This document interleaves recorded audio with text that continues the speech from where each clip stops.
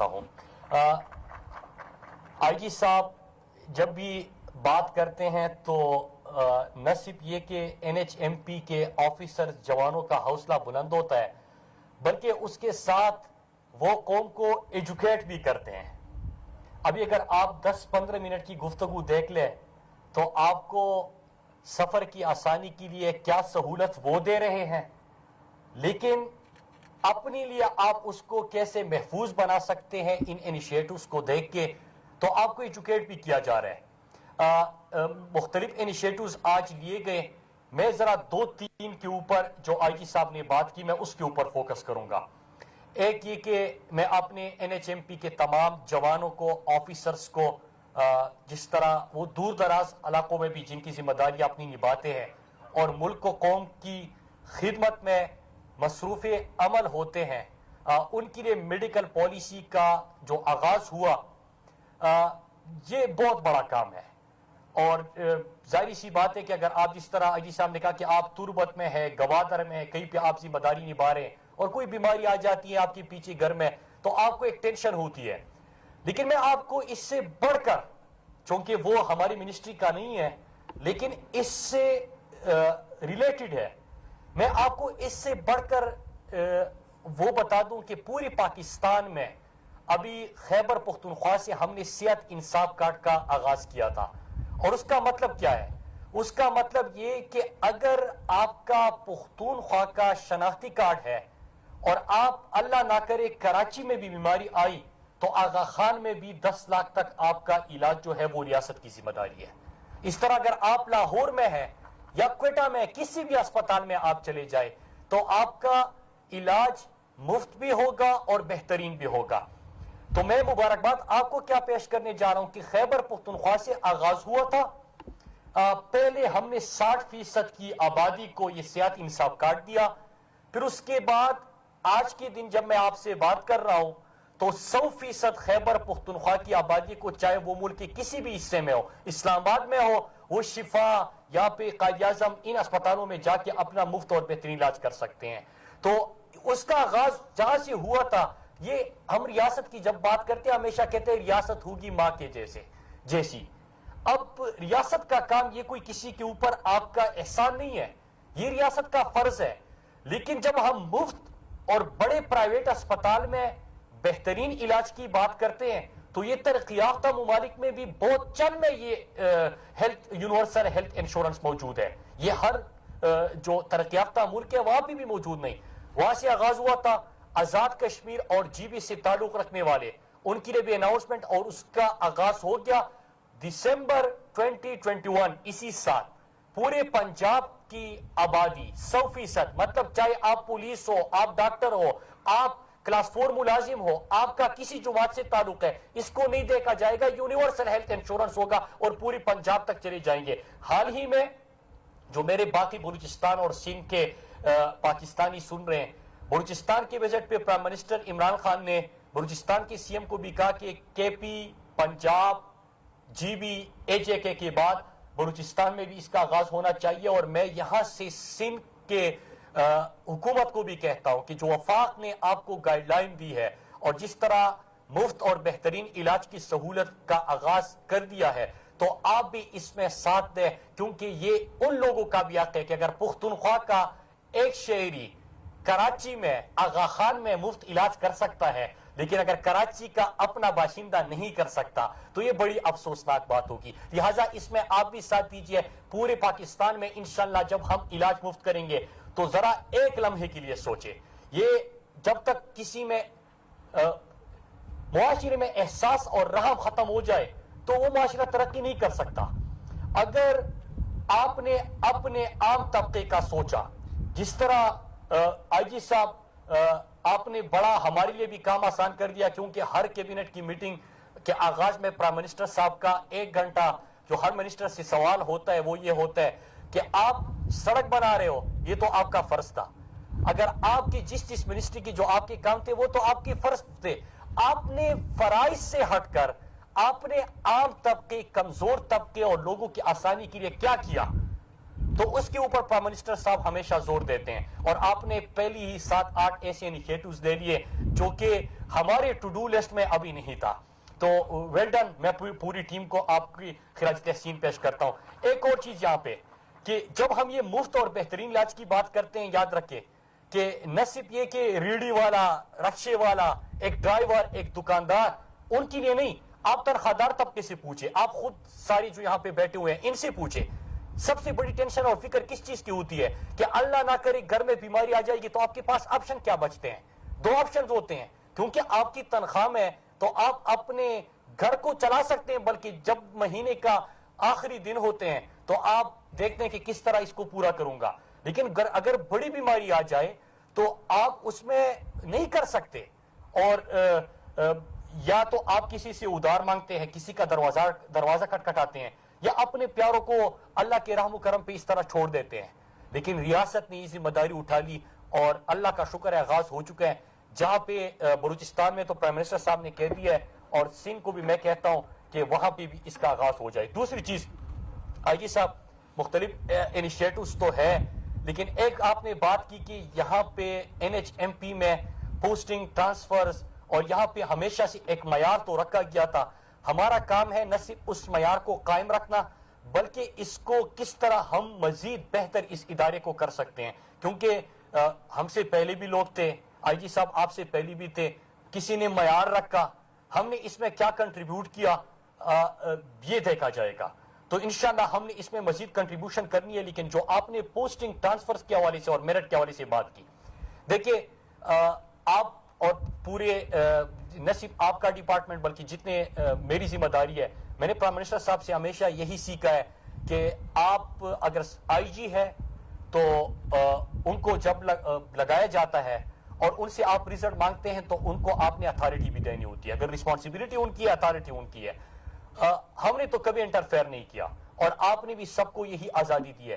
لیکن میرٹ سے کیا بہتری آتی ہے وہ قوم دیکھ رہی ہے کہ NHMP میں میرٹ تھا، اور میں سندھ میں ایک پٹیشن ہوا تھا. یہ نہیں ہے کہ میں کوئی پولیٹیکل گفتگو کر رہا ہوں، میں اس کے اوپر بات کر رہا ہوں کہ کوئی پٹیشن تھا، اور اس میں یہ تھا کہ ہزاروں کرمنلز بھرتی کیے گئے تھے. اور JIT عزیر بلوچ کی میں پڑھ رہا تھا تو اس میں تھا کہ تھانے بکتے تھے. آپ نے SHO کی بات کی نا کہ SHO سب سے عام پوسٹ ہوتی ہے، تو تھانے بکتے تھے. اگر تھانے بکنے لگے تو آپ عوام کو اور شہریوں کو کیا حفاظت دیں گے؟ آپ کس طرح ان کو محفوظ بنائیں گے؟ اگر آپ ہزاروں کرمنلز بھرتی کر دیں اور میرٹ پہ آپ کی بھرتیاں نہ ہو تو آپ وہاں پہ معاشرہ تو ایک انسانی معاشرت ہی نہیں، وہ تو جنگل جیسا قانون بن جائے گا. تو لہٰذا ہم سب کو اس کو دیکھنا ہوگا، میرٹ پہ فیصلے کرنے ہوں گے. میں 2-3 اور چیزیں، کیونکہ NHMP مطلب یہ کہ لوگ سڑکوں کا بھی سننا چاہتے ہیں، اور آئی جی صاحب آپ کی ایونٹ سے فائدہ اٹھاتے ہوئے میں قوم کو یہ کہہ دوں کہ آپ دیکھ رہے ہیں کہ روزانہ کی بنیاد پہ فوگ جب ہوتا ہے تو آپ کو ہمارے آفیسرز جوان نہ صرف اپنی ذمہ داریاں نبھاتے ہیں، بلکہ جو ہمارا ہم سفر ایف ہے، آپ کو سفر، آپ جب ٹریول کرتے ہیں تو اس سے پہلے آپ کو سڑک کی حالت کا بھی بتاتے ہیں، کنڈیشن کا بھی بتاتے ہیں، ویدر کا بھی بتاتے ہیں، فوگ کا بھی بتاتے ہیں. پھر اس کے ساتھ روزانہ شام کو اور صبح سویرے آپ کی طرف سے میڈیا پہ بھی خبر جاتی ہے. میں میڈیا سے اپیل کروں گا کہ NHMP اپنی ذمہ داری نبھا رہا ہے، لیکن اس کے ساتھ کبھی کبھار عوام کی طرف سے اگر آپ کسی کی گاڑی روک رہے ہیں کہ فوگ ہے آگے آپ نہیں جا سکتے، تو ظاہر سی بات ہے کہ اس کو تو ٹریول کرنا ہے. وہ یہ نہیں دیکھتا، آپ ہماری سوسائٹی کو جانتے ہیں، وہ یہ نہیں دیکھتے کہ میری بہتری کے لیے ہے. اگر میں اس میں سفر کروں گا تو نہ صرف اپنے لیے بلکہ دوسروں کے لیے بھی نقصان دہ ثابت ہو سکتا ہے.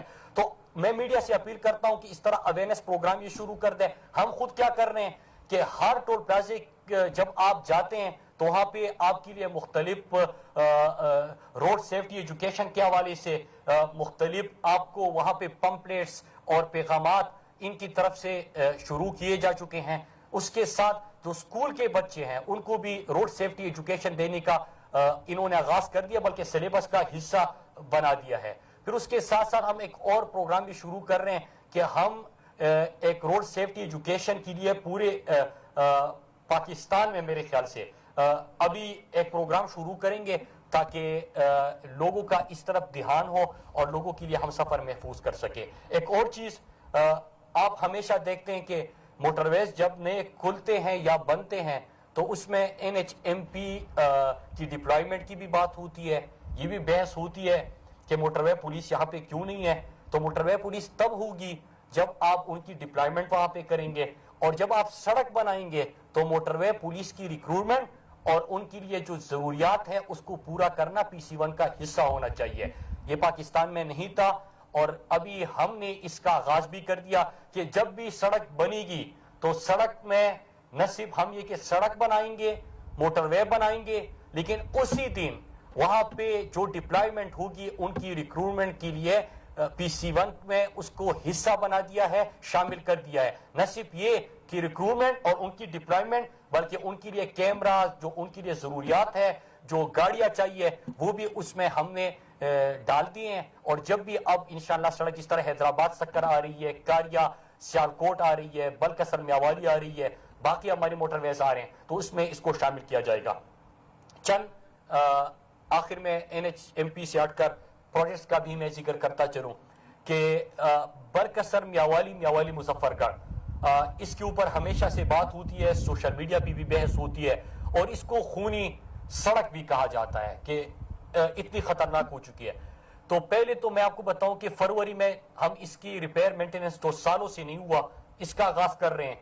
ہم نے اس کی کمرشل فیزیبلٹی کا آغاز کر لیا ہے اور میں پوری قوم کو بتاؤں کہ جو ساؤتھ پنجاب ہمیشہ سے اگنور رہا تھا, ان کے لیے کمرشل فیزیبلٹی مارچ میں کمپلیٹ ہوگی, اپریل میں اس کی بیڈنگ پروسیس کا آغاز ہوگا. برکسر سے میاوالی, میاوالی سے مظفر گڑھ, انشاءاللہ اس کو اسی سال ہم شروع کریں گے اور مینٹیننس اگلے مہینے سے اس کا آغاز ہو جائے گا. پھر دوسرا کہ جب بھی آپ GT روڈ پہ سفر کرتے ہیں آپ کو ہمیشہ نظر آتا ہے کہ GT روڈ کی حالت کیسی ہے, اور ایک موٹر وے سیدھا پشاور سے سکر تک اب جا رہا ہے. GT روڈ کے لوگوں کو میں خوشخبری سناتا ہوں کہ انشاءاللہ جون سے پہلے سیالکوٹ کاریا یہ ایک سیکشن ہوگا اور کاریا سے راولپنڈی یہ دوسرا سیکشن ہوگا. تو اس پورے موٹر وے کا آغاز بھی اسی سال انشاءاللہ ہو جائے گا, اور GT روڈ پہ جو سفر کرنے والے ہیں میں ان کو مبارکباد پیش کرتا ہوں کہ آپ کے لیے بھی آسانیاں شروع ہو جائے گی. اپریل میں ہمارا EOI آ گیا تھا, لیکن اس کے بعد ہمارا پورا بیڈنگ پروسیس جو سکر حیدرآباد 300 کلومیٹر کی موٹر وے کا شروع ہوگا وہ انشاءاللہ اپریل میں ہوگا, اور اسی سال اس کی اگست سے پہلے گراؤنڈ بریکنگ بھی ہو جائے گی, اس کا بھی آغاز ہو جائے گا. پھر ایک اور میں وہ سڑکیں بتا رہا ہوں جو ہمیشہ سے اگنور رہا تھا, جو علاقے اگنور رہے تھے. آپ کوئٹہ کے لوگوں سے پوچھیں اور سندھ سے اور جو خیبر پختونخوا جاتے ہیں, وہ آپ کو سب سے امپورٹنٹ جو سڑک ہے اور جس پہ ایکسیڈنٹس بھی ہوتے ہیں, حالت بھی بری ہے, ان سے پوچھیں تو ان کی نظر میں سب سے زیادہ امپورٹنس چمن کوئٹہ ٹو کراچی 796 کلومیٹر کی شاہراہ بنتی ہے, اس کی امپورٹنس ہے. تو اس کی فیزیبلٹی کے اوپر بھی ہم نے کام شروع کر دیا ہے. اس کے کیونکہ 3 سیکشنز ہوں گے اور پہلے سیکشن کا آغاز بھی انشاءاللہ اسی سال گراؤنڈ پہ ہو جائے گا اور ہمارے دور میں اس کے اوپر پورا آغاز ہوگا. پھر ساؤتھ KP اور ساؤتھ پنجاب اور ویسٹرن روٹ سی پیک کی پشاور سے DA خان, اس موٹر وے کی اپروول و منظوری ہو گئی ہے. اگست تک انشاءاللہ ہم اس موٹر وے کی بھی گراؤنڈ بریکنگ کر لیں گے. 260 کلومیٹر کی یہ شاہراہ بنتی ہے. پھر DA خان سے جوب, اس کے اوپر بھی انشاءاللہ ہم اسی سال آغاز کریں گے. یہ ویسٹرن روٹ ہے, مغربی روٹ ہے سی پیک کا. پھر جب جوب تک پہنچ گئے ہیں تو جوب سے کچھ لاکھ شاہراہ کا پرائم منسٹر عمران خان اس وقت افتتاح کر چکے ہیں, گراؤنڈ پہ اس کا آغاز ہو چکا ہے. پھر وہاں تک گئے تو خوزدار بسیما, پھر اس کے بعد ہوشاب اواران M8, یہ بھی بڑی امپورٹنٹ ہے, گوادر تک جانا ہے. اور یہ آپ جو ساؤتھ بلوچستان ہے جو پاکستان میں سب سے زیادہ محروم رہے ہیں, تو ان علاقوں کا بہت بڑا اس ملک کے اوپر قرض ہے, وہ قربانیاں بھی دے رہے ہیں. تو ہم نے ان کے لیے ان 3 منصوبوں کا آلریڈی آغاز کر لیا ہے. اب جب یہ ہو گیا تو ایک لنک رہتا ہے, اگر وہ کمپلیٹ کر دیا تو آپ سیدھا چائنا سے گوادر تک پہنچ جائیں گے. وہ رہتا ہے سوات موٹر وے کے بعد در چترال چترال جی بی اس سیکشن کو. تو میں آپ کو مبارکباد پیش کرتا ہوں کہ فاد موٹر وے مکمل ہو گیا, سی پیک کا حصہ بن گیا. اب اس کا دوسرا سیکشن اپریل میں آغاز ہو رہا ہے اور اس کے ساتھ اگست تک در موٹر وے کا بھی آغاز ہو رہا ہے, اور شندور کی شاہراہ کا بھی مارچ میں پرائم منسٹر عمران خان صاحب افتتاح کرنے جا رہے ہیں. تو چائنا سے گوادر تک جو آپ کے محروم اور پسماندہ علاقے تھے سی پیک میں ان کو نہ صرف شامل کیا گیا بلکہ اس ترقی کے ثمرات ان علاقوں تک بھی پہنچیں گے. میں بلوچستان کے لوگ south Punjab Muzaffargarh, D Khan, D G Khan, بلکسن, میاوالی مظفر گڑھ یہ بھی ہو گیا.